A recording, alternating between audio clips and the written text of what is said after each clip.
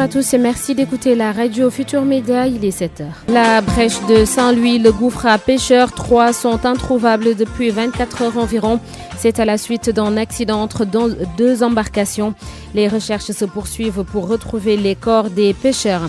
C'est peut-être la fin du contentieux entre les résidents des HLM Mariste qui devaient être déguerpis et la SNHLM. Les deux parties ont signé un accord en présence du préfet de Dakar. Les immeubles très dégradés seront bientôt évacués. La colère et l'amertume des travailleurs de plusieurs secteurs, la santé, le transport et le nettoiement. Si certains réclament de meilleures conditions de travail, d'autres déplorent ce qu'ils considèrent comme de l'acharnement. Nous le verrons ensemble dans le journal. Dans l'actualité hors du Sénégal, le témoignage poignant de la première femme à avoir accusé Yaya Jammeh de viol. Toufa Diallo est passé devant les enquêteurs de la commission Vérité, Réparation et Réconciliation. À suivre dans la seconde partie de cette édition, l'actualité des sports avec Pape Besdiba et l'invité, Madani Nissi, secrétaire général du syndicat national des travailleurs du nettoiement, s'entretient avec Joe Marona. À la technique de ce journal, Aliouba, bienvenue à toutes et à tous. La brèche de Saint-Louis a encore englouti des pêcheurs. 3 sont portés disparus depuis hier matin. 2 pirogues qui voulaient éviter une bande de sable sont entrées en collision et les vents forts ont aggravé la situation. Les propriétaires des pirogues se sont mis à la recherche des corps des pêcheurs. Les détails à Saint-Louis avec Mohamed Nabissilla. Au moins 3 pêcheurs de la langue de Barbarie ont perdu la vie sur la brèche ce matin alors qu'ils revenaient d'une partie de pêche. Le drame est la résultante d'une collision entre 2 pirogues chargées de poissons. Selon des informations recueillies à l'hydrobase, des bandes de sable mouvant aggravées par les courants d'eau en déplacement sont à l'origine de l'accident. Au-delà de ces 3 disparus, dont 2 identifiés, Djibignan et Mortier, un autre individu non identifié ferait partie des victimes. Les pêcheurs ont également perdu du matériel, des tonnes de poissons, des moteurs et des fûts d'essence, en plus des embarcations endommagées. Aujourd'hui, les pêcheurs indexent le non-dragage de la brèche en plus d'un manque de balises qui ne font qu'aggraver la crainte des pêcheurs qui avaient pourtant alerté sur leur sécurité au travail. RFM Saint-Louis, Mohamed Nabissila. RFM, partout. Tout le temps. Il est 7h02. Un consensus a été trouvé entre des résidents des immeubles des Lyon au Mariste et la SNHLM. Les habitants ont donc accepté de quitter les lieux après la signature d'un accord en présence du préfet de Dakar. C'est peut-être la fin d'un bras de fer qui dure depuis plusieurs mois déjà. Mamadou Marba. Les immeubles HLM Anne-Mariste sont voués au démolissement, une affaire qui a fait couler beaucoup d'encre. Mais aujourd'hui, une entente est trouvée entre le collectif des résidents et SNHLM Mamadou Simbeng et le directeur général de la dite société. Nous sommes tombés d'accord sur le taux pour les différents standings. C'est 250 000 francs pour les F4, 200 000 pour les F3, 150 pour les F2, 125 000 pour les magasins et les F1. Nous nous sommes dit que ces gens-là sont déjà des victimes. Il faut qu'on les mette dans les conditions optimales. Après la démolition, le projet de construction, un projet qui peut durer 3 à 4 années. En tout cas, c'est l'objectif de la SNHLM selon son directeur général. Il y a le projet en soi, mais notre objectif, c'est que dans les 3 ans, 4 ans à venir, qu'on puisse au moins pour ceux qui étaient déjà sur le site, qu'on puisse les reloger. Cet accord va marquer la fin de la galère. C'est ce qu'espère Laurent Santos, président du collectif des résidents des immeubles HLM Mariste. Les gens ont souffert et peut-être continuent à souffrir. Mais nous pensons que c'est la fin. Nous avons confiance. Je vous ai dit tout à l'heure, les discussions ont été âpres, dures, et ça continue. Et j'espère qu'à un moment donné, il va falloir que nous tous nous respections la parole donnée. 15 ans après leur construction, les immeubles HLM Mariste commençaient à montrer des signes de vétusté. Aujourd'hui, les désormais anciens résidents veulent des habitats plus solides. Mamadou Oumarba, le syndicat des chauffeurs de taxi du Sénégal affilié à la CNTS va déposer un préavis de grève. Les membres exigent la libération de leurs camarades arrêtés et déférés au parquet par la gendarmerie de Ouakam. Il leur est reproché l'utilisation de feux anti-brouillard, chose interdite d'après la gendarmerie. Et voyons tout cela avec Modou Ndiaye, le secrétaire général du syndicat des chauffeurs de taxi du Sénégal, avec Koumba Sandiane Faye. La gendarmerie a arrêté 12 conducteurs de taxi. Ils sont actuellement en garde à vue dans les locaux de la gendarmerie de Ouakam. Mais c'est incroyable, des phares anti-brouillard, ils sont arrêtés pour ça. Ils devaient être avertis ou être obligés de payer une amende forfaitaire, mais arrêter des conducteurs, les garder à la gendarmerie depuis 2 jours et dire qu'ils seront déférés, ça je ne peux pas le comprendre.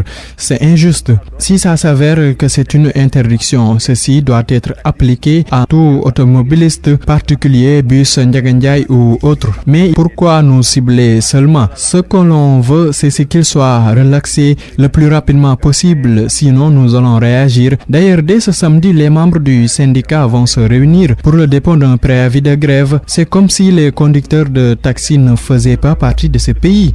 Il y a des véhicules qui ne respectent aucune règle. Il faut plutôt s'en prendre à ceci et laisser tranquillement les conducteurs de taxi mener leur travail. Si c'est vraiment interdit, les autorités devraient nous le communiquer. Mais le commandant m'a fait savoir qu'ils seront déférés. Si c'est le cas, nous aussi, nous allons mener des actions syndicales et prendre un avocat.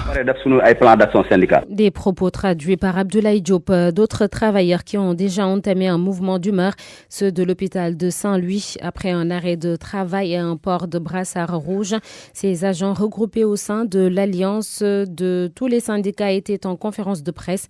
Parmi les griefs retenus contre la direction générale, les manques récurrents de consommables pour les soins, les pannes d'appareils, le non-paiement des primes de motivation, entre autres. Écoutons à ce propos Moustapha Diop, coordonnateur de l'Alliance, interrogé par Mohamed Nabissilla. Les conditions de travail des travailleurs de l'hôpital ne cessent de se détériorer. En plus de cela, il y a une rupture récurrente des consommables dans les services.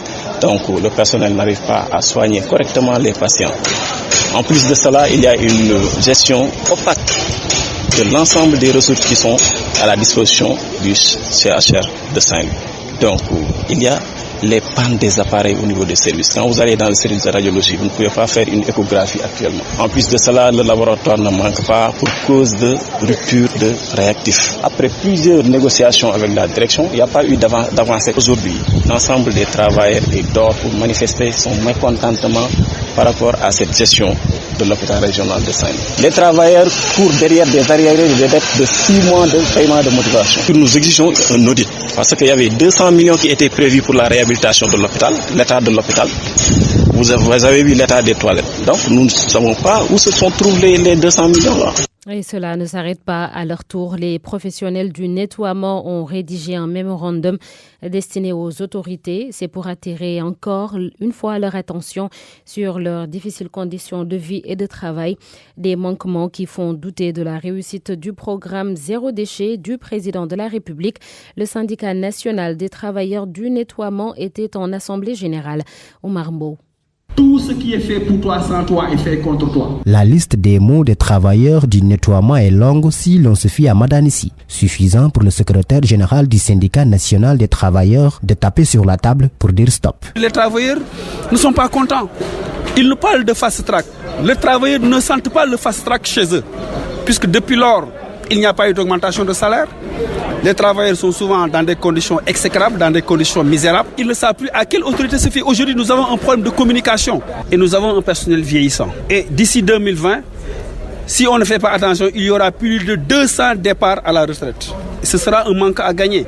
Donc, raison pour laquelle nous avons tenu à faire un mémorandum.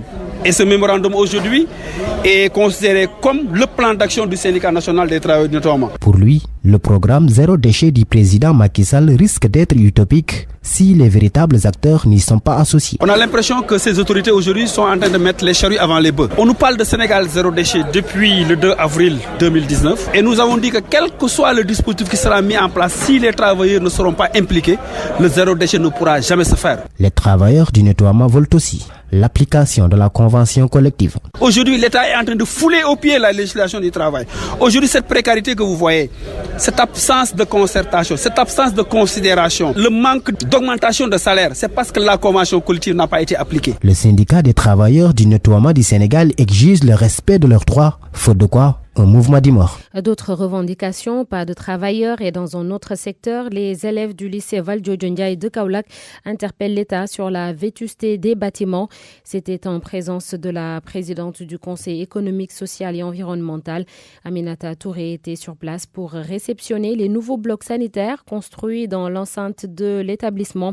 C'est en tout cas une doléance de satisfaite. Kaolack Ibrahima Diamé. Le lycée Valdiodio Ndiaye, ex-lycée Gaston Berger, est vieux aujourd'hui d'une 50aine d'années. La vaste cour de l'établissement, dépourvue d'arbres et presque désertique, abrite des bâtiments qui ont visiblement subi l'effet de l'âge. Les portes, les fenêtres, les murs des salles de classe sont affectés et cela n'est pas pour encourager les élèves. Tako Faye, élève en classe de terminale. Je vais prendre un exemple, le bâtiment C, vu que ma salle de classe se trouve ici, au C10. Nous n'avons pas de portes, ni de fenêtres et encore moins de ventilos ou encore de lampes.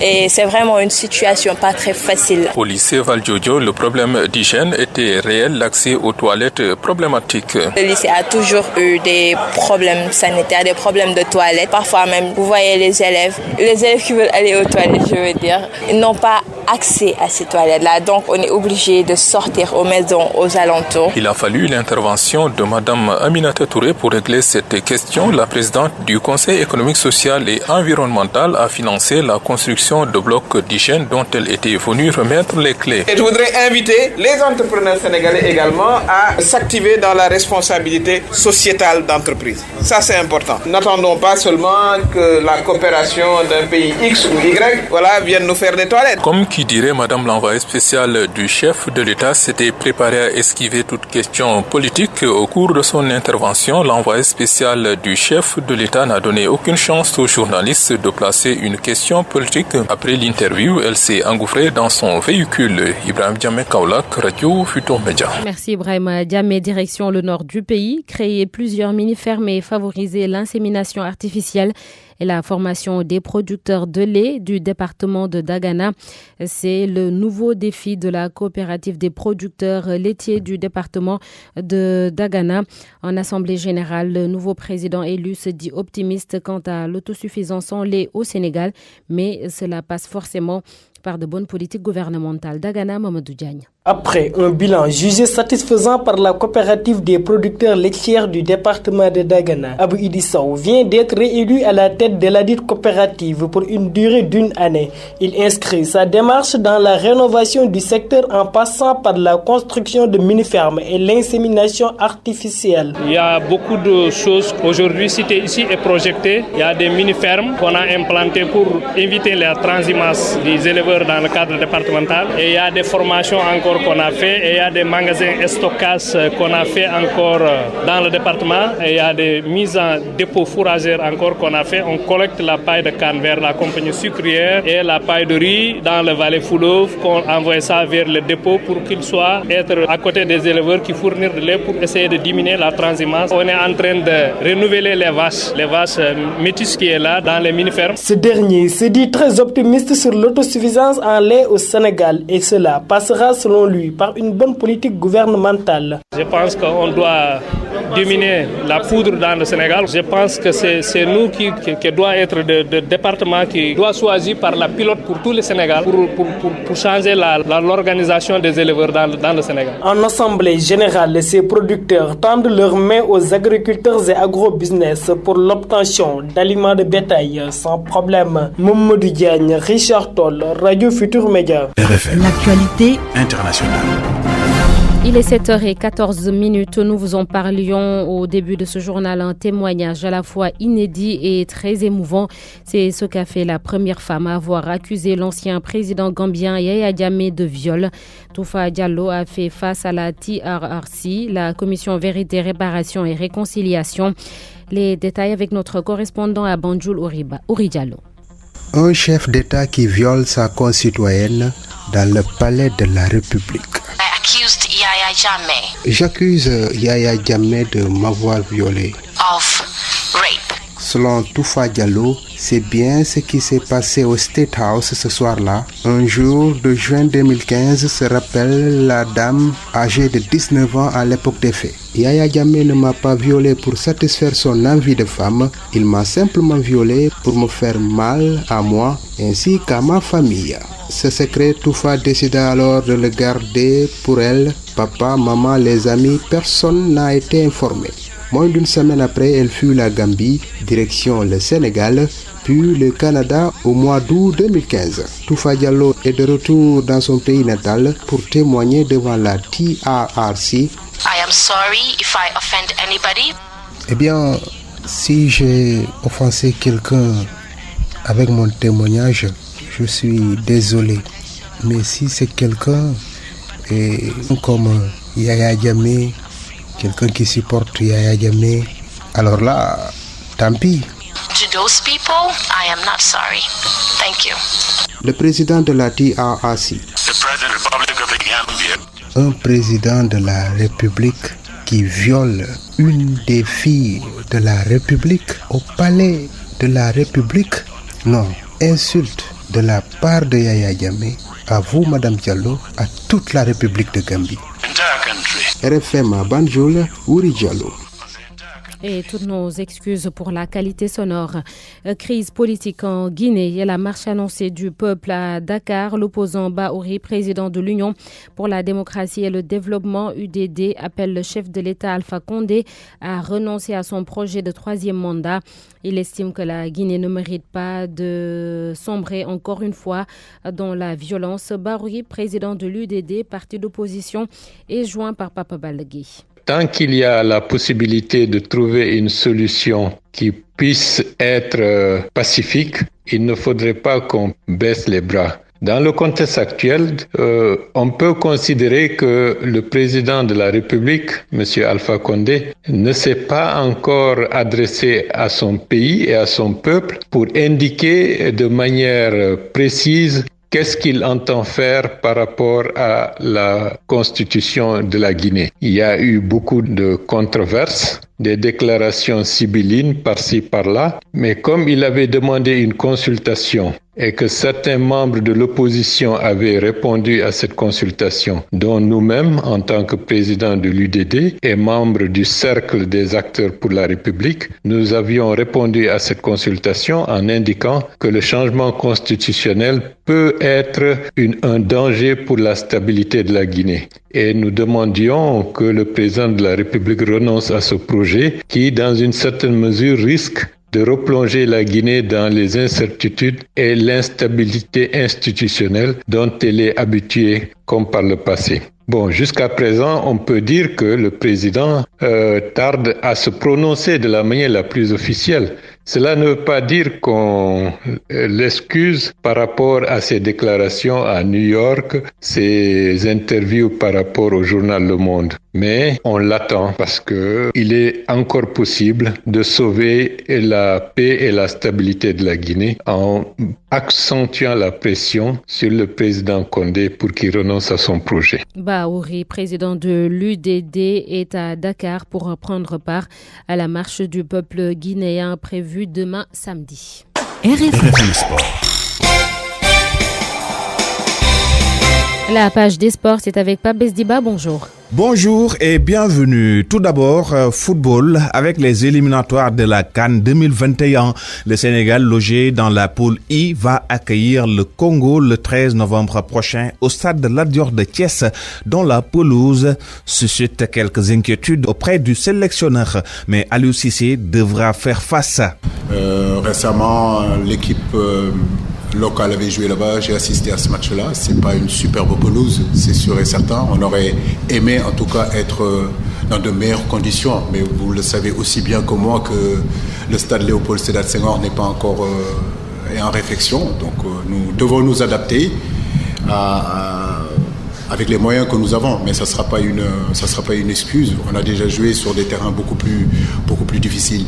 Mais c'est vrai que mon souhait serait d'avoir un stade vraiment avec une pelouse où nos garçons pourront vraiment s'exprimer et jouer un bon football. L'entraîneur de l'équipe nationale A faisait face à la presse hier. C'était pour la publication de la liste des 24 joueurs devant défendre les couleurs du Sénégal. L'équipe nationale joue le 13 novembre à Thiès contre le Congo. 5 jours plus tard, elle se rendra à Eswatini. Je rappelle que le Sénégal partage la poule I avec le Congo-Brazzaville, l'Eswatini et la Guinée-Bissau. Basket féminin, tournoi qualificatif pré-olympique. La reine de la saison 2018-2019 intègre l'équipe nationale. Kounandao a été appelée par Chersar pour remplacer Oumou Khairi Thiam, déclaré forfait. La sociétaire de l'AS Ville de Dakar, présélectionnée plusieurs fois, va enfin porter le maillot de l'équipe nationale. Kounandao, qui se réjouit de sa convocation par Chersar, dit rendre grâce à Dieu. On rend grâce à Dieu, c'est une sélection qui vient à son heure. J'ai été plusieurs fois sélectionné à une équipe nationale, mais j'étais tout le temps recalé. Tafa Gueye me convoquait assez souvent, mais après ça ne marchait pas pour moi, mais c'était une expérience acquise. Je vais essayer de m'affirmer comme je le fais en club, en équipe nationale également, tout pour mériter encore une sélection. Le premier tour des éliminatoires du tournoi qualificatif est prévu du 14 au 18 novembre prochain. C'est Maputo, capitale de Mozambique, qui abrite le tournoi. Nous parlons d'autres Jeux olympiques, notamment de la jeunesse que va accueillir notre pays en 2022. Pour cela, la mairie de Dakar compte accompagner les jeunes sportifs avec un renforcement de capacité. La ville de Dakar veut ainsi voir des jeunes champions sénégalais. C'est ce qu'a dit Soham Wardini, qui annonce d'ailleurs la réhabilitation de certains stades et la construction de mini-terrains. C'était tout. RFM, l'invité. Madame ici est l'invité de ce journal. Il est le secrétaire général du syndicat national des travailleurs du nettoiement affilié à la CSA. Au menu, le projet Sénégal zéro déchet, les limites, les contraintes liées à son exécution, mais également le débat sur le transfert de la décharge de Mbebes et les centres d'enfouissement technique. Madame ici s'entretient avec Jo Marone. Madame Nissi, bonjour. Oui, bonjour. Vous êtes le secrétaire général du syndicat national des travailleurs du nettoiement affilié à la CSA. Madame, depuis quelques jours, on parle un peu de Dakar zéro déchet. C'est possible? C'est possible, mais à condition qu'on mette les travailleurs dans les conditions de performance. Puisque depuis le 2 avril 2019, quand le président de la République a lancé cet appel pour un Sénégal zéro déchet, nous avons constaté une ruée vers notre secteur avec les clean-up challenge par-ci et par-là, des déguerpissements, des désencombrements par-ci et par-là. C'est bien de valoriser, c'est bien aussi de trier les ordures, mais dans un premier temps, il faut la valorisation des techniciens de surface d'abord, ceux qui sont en contact permanent avec les odeurs pestilentielles, avec toutes sortes de maladies. Aujourd'hui, ils sont relégués au second plan. Nous, on a l'impression que le Sénégal zéro déchet a relégué le capital humain au second plan. Comment ça? Puisque ils sont dans des impliqués. Non, mais ce qu'on voit aujourd'hui, rien n'a changé depuis 20 mois avec l'arrivée de l'UCG, depuis janvier 2018 jusqu'à nos jours. Nous avons constaté que la plateforme revendicative des travailleurs n'a pas été satisfaite. Nous avions exigé qu'il y ait des augmentations de salaire, ça n'a pas eu lieu. Depuis 2015, la convention collective des travailleurs du nettoiement qui a été signée par l'État du Sénégal n'est jusqu'à présent pas appliquée par les autorités. Nous, on a l'impression que ceux qui votent les lois sont ceux-là même qui les transgressent. Et qu'est-ce que cette convention devrait régler chez les travailleurs du nettoiement? Non, cette convention devait régler non seulement les dysfonctionnements qu'il existe dans le secteur, la précarité, on parlera de plan de carrière, on parle de statut du travailleur, mais on parle aussi d'augmentation de salaire, mais aussi l'implication des travailleurs dans les prises de décision concernant notre secteur. Nous avons entendu le chef de l'État dire que le premier samedi de chaque mois, qu'il y ait un cleaning day, opération, nettoiement. Vous vous retrouvez dans ça? On risque de se retrouver avec une cacophonie et une pagaille qui ne va pas dire son nom. Pourquoi vous le dites? Je le dis parce que nous sommes des professionnels dans le secteur. Et il y a un adage qui dit que tout ce qui est fait pour toi sans toi est fait contre toi. Si nous ne sommes pas impliqués dans les prises de décision concernant notre secteur, si aujourd'hui, s'ils pensent que ce sont les clean-up challenge, de voir une certaine politisation du secteur qui ne dit pas son nom, et nous avons vu que cette situation aujourd'hui ne nous honore pas. Ils ont parlé de fast track, mais les travailleurs ne sentent pas le fast track chez eux. Le fast track, ils le font au niveau des déguerpissements, au niveau du désencombrement, c'est bien. Mais les travailleurs doivent sentir ce fast track pour qu'ils sentent au moins qu'ils sont impliqués dans les prises de décision. Ce n'est pas aujourd'hui les associations de développement qui vont, les ASC qui vont nettoyer les quartiers ou bien les groupements féminins. Ce sont les acteurs que nous sommes. Ils doivent être mis dans les conditions de performance, qu'on ait les moyens de notre politique, mais aussi qu'on ait des infrastructures qui répondent aux normes environnementales. Comment peut-on mettre les charrues avant les bœufs? On nous parle souvent de Kigali, oui, qui est la ville la plus propre d'Afrique, au moment où ces gens-là, ils étaient venus s'enquérir du modèle Sénégal. Ici, on ne fait que du bavardage, on ne fait que parler. J'interpelle directement le président de la République, qui est le premier magistrat du pays.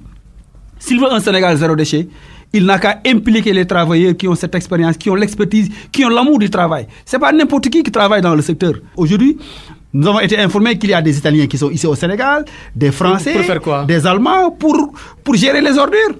Au moment où il y a des nationaux, comme disait l'autre, on a l'impression qu'il y a à manger, à boire dans les ordures.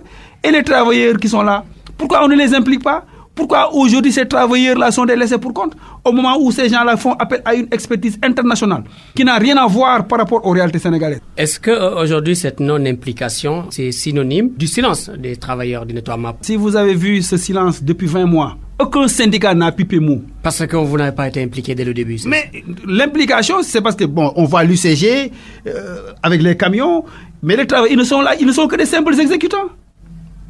Mais les syndicats, qui sont les véritables représentants des travailleurs, ils doivent être associés dans les prises de décision concernant leur secteur. Mais puisque vous êtes acteur dans le secteur, est-ce que vous devez attendre à ce qu'on vous appelle? Mais si nous attendions à ce qu'on nous appelle, donc il y aurait toujours des problèmes.